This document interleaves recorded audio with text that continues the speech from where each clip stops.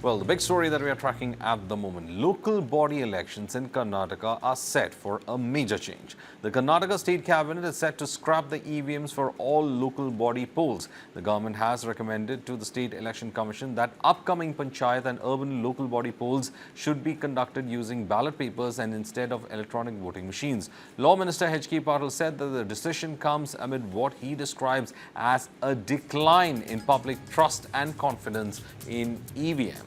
He added that within the next 15 days, the government will amend the rules and make necessary legal changes. Once notified, these rules will be binding on the State Election Commission.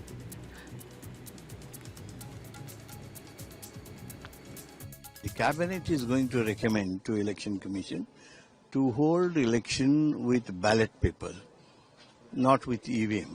That's number one. Number two, we will be recommending to Election Commission of Karnataka, State Election Commission, to make the voters list. Make the voters list.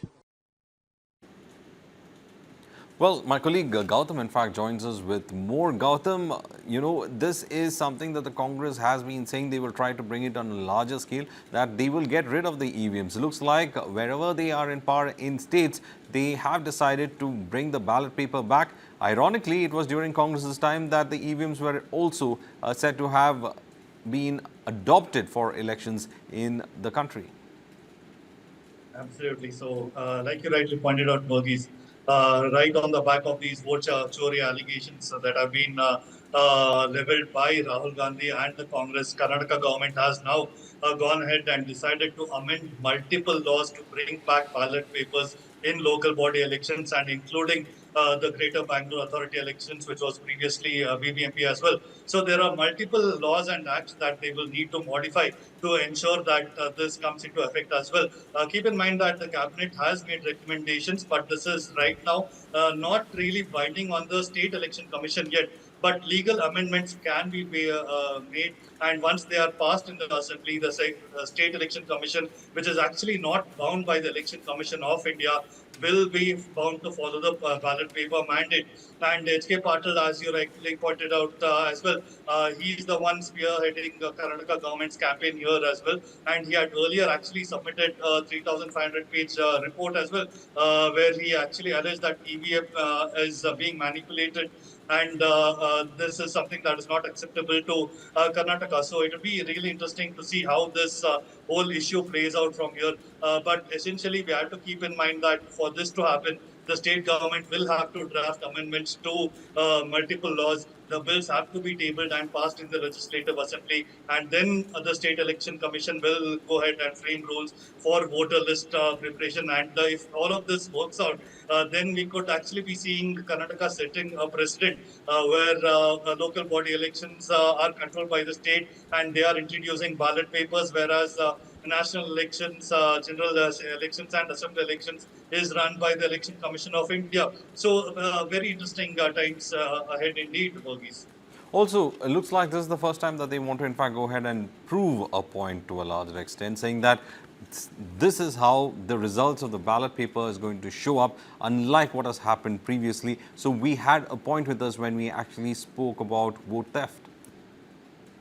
Absolutely, because keep in mind that one interesting point that H K Patil made yesterday while talking about introducing paper ballots is that during their own survey for the Karnataka Assembly elections, where Congress actually won 139 seats, he says that according to their projections, they were recommended to win about 170 seats. So this is one of the prime reasons that he has given that why they have this sort of EVM distrust, and they want to give greater legitimacy to the whole issue as well. And with the vote chori allegations being leveled and this becoming a prominent point ahead of the Bihar elections as well, it will be very interesting to see if Karnataka government actually sets a major precedent on this regard as well, because Election Commission of India was recently forced to defend EVMs very aggressively, and they actually gave their own demonstrations and audits of how the process works. But the Karnataka government is not